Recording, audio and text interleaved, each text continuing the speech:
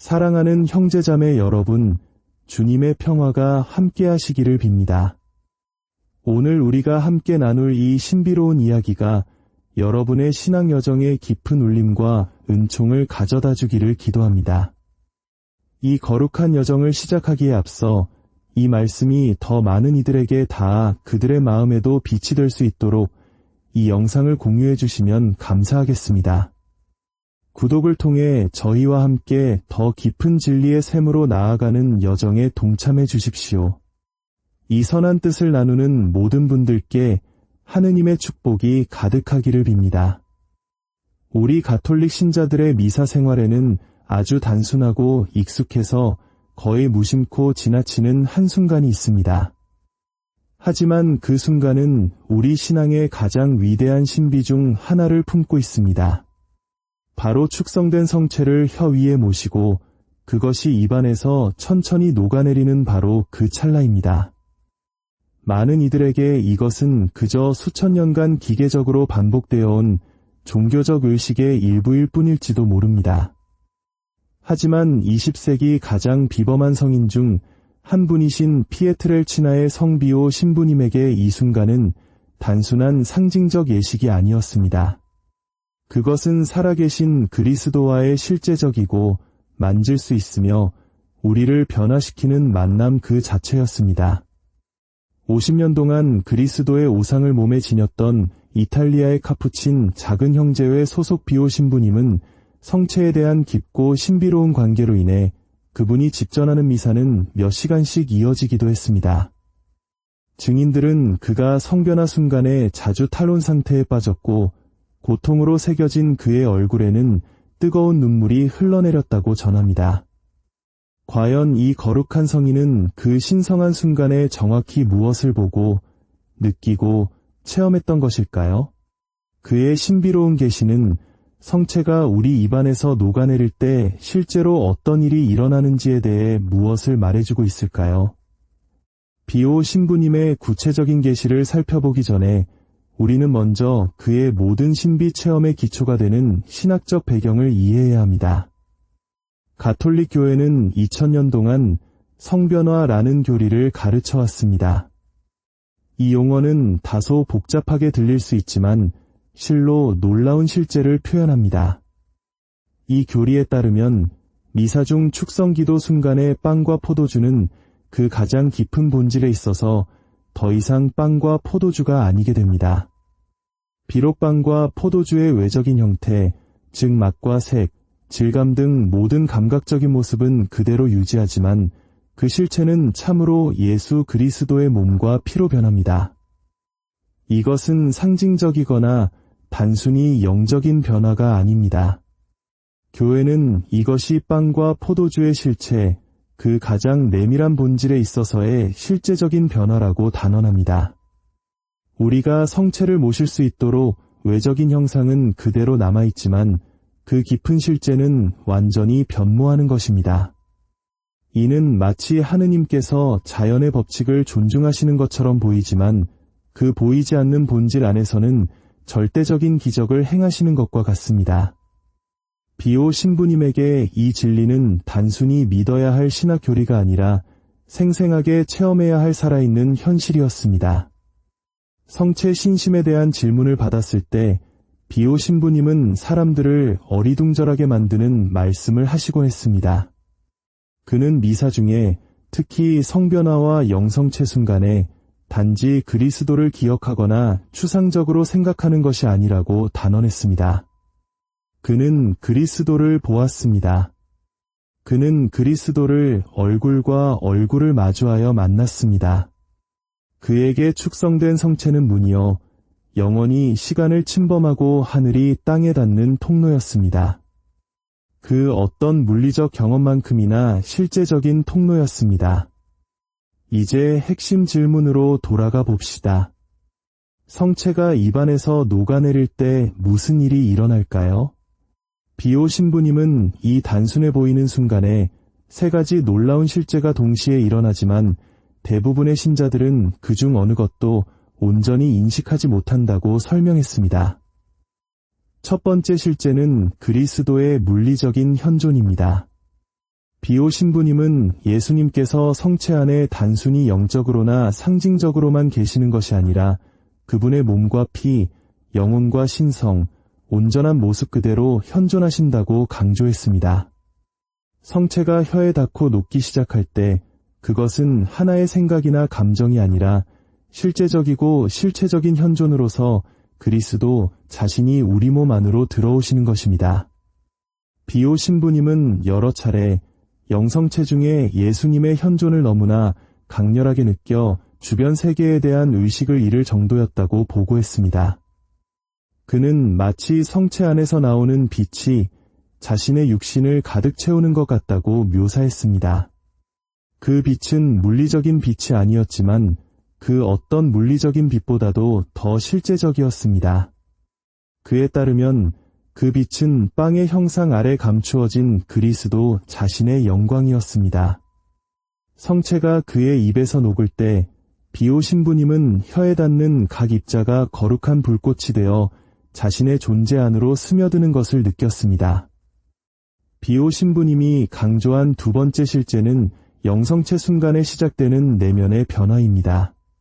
그는 우리가 합당하게 성체를 모실 때 우리가 그리스도를 동화시키는 것이 아니라 그리스도께서 우리를 당신께 동화시키신다고 가르쳤습니다. 그분께서 우리를 당신의 모습으로 변화시키시는 것입니다. 비오 신부님은 강력한 비유를 사용하곤 했습니다. 우리가 평범한 빵을 먹으면 우리 몸은 그것을 우리의 에너지와 실체로 변화시킵니다. 그러나 우리가 성체를 모실 때 그 반대 현상이 일어납니다. 그리스도께서 우리를 영적으로 소화하시어 우리를 당신 안에서 변화시키시는 것입니다. 비오 신부님에 따르면 이 변화는 즉각적이거나 마법 같은 것이 아니라 실제적이고 점진적입니다. 믿음과 사랑으로 모시는 모든 영성체는 우리 영혼에 그리스도를 닮은 모습을 한 겹씩 더해줍니다. 마치 성체가 우리 입에서 녹을 때마다 우리의 이기심이 조금 더 녹아내리고 우리 마음의 완고함이 조금 더 부드러워지며 우리의 영적 눈멀미 조금 더 치유되는 것과 같습니다. 비오 신부님은 자주 그리고 경건하게 영성체하는 사람은 결코 이전과 같은 사람으로 머물 수 없다고 말했습니다. 그것은 불가능합니다. 그것은 마치 태양이 강렬하게 비추는 곳에 어둠을 유지하려는 것과 같습니다. 비오 신부님이 영성체 순간에 대해 밝힌 세 번째 실제는 더욱 놀랍습니다. 바로 하늘의 모든 성인과 천사들과의 신비로운 일치입니다. 그는 성체가 우리 입안에서 녹아내릴 때 우리는 그리스도와의 그 만남에서 혼자가 아니라고 설명했습니다. 온 하늘이 현존합니다. 천사들이 우리와 함께 경배합니다. 성인들이 우리와 함께 기뻐합니다. 우리의 어머니이신 마리아께서 모성애적 부드러움으로 우리와 동행하십니다. 마치 그 짧은 순간 성체가 아직 우리 입안에 있는 동안 하늘과 땅 사이의 장벽이 너무나 얇아져 거의 사라지는 것과 같습니다. 비오 신부님은 성체의 이 천상적 차원에 대해 특별한 감수성을 지니고 있었습니다. 그는 종종 미사 중에 자신의 수호천사를 보았고 다른 사람들의 천사들도 성변화와 영성체 동안 깊은 경배 속에 있는 것을 본다고 보고했습니다. 그는 천사들이 성체 앞에서 경외심으로 거의 떨고 있는 모습을 묘사하며 많은 인간들이 그 순간의 장엄함을 깨닫지 못한 채 너무나 태만하게 영성체에 나아가는 것에 대해 놀라움과 슬픔을 표현했습니다. 하지만 비오 신부님은 이러한 신비로운 실제를 추상적으로 묘사하는 데 그치지 않았습니다. 그는 우리가 영성체를 위해 어떻게 준비해야 하는지, 그리고 성체가 우리 입안에서 녹고 있는 그 귀중한 순간 동안 어떻게 행동해야 하는지에 대해 실질적이고 구체적인 조언을 주었습니다. 그의 지침은 우리의 미사 체험을 완전히 변화시킬 수 있는 영적 지혜의 보고입니다. 첫째, 비오 신부님은 영성체전 준비의 중요성을 강조했습니다. 그는 우리가 미사에 와서 마치 아무 물건이나 짚는 것처럼 예수님을 모실 수는 없다고 말했습니다. 영성체는 마음의 준비를 요구합니다. 이는 미사 몇 분 전에 도착하여 기도로 마음을 모으고 양심 성찰을 하며 죄에 대한 용서를 청하고 무엇보다도 예수님을 모시고자 하는 뜨거운 열망을 마음속에 불러일으키는 것을 의미합니다.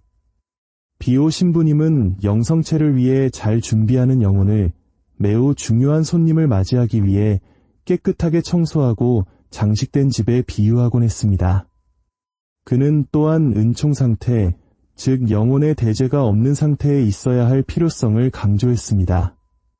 비오 신부님은 이를 매우 진지하게 여겨 누군가가 중죄의 상태에서 영성체하러 나아갈 때 그것을 감지할 수 있었습니다. 그가 누군가의 머리 위로 성체를 그냥 지나쳐 영성체를 거부하거나 먼저 고해성사를 보러 가라고 속삭였던 경우에 대한 인상적인 보고들이 있습니다. 이것은 엄격함이나 자비의 부족이 아니라 성체의 신성함에 대한 깊은 존중과 그들이 그리스도의 몸을 모독하고 스스로를 해치는 것을 원치 않는 영혼들에 대한 진정한 사랑에서 비롯된 것이었습니다.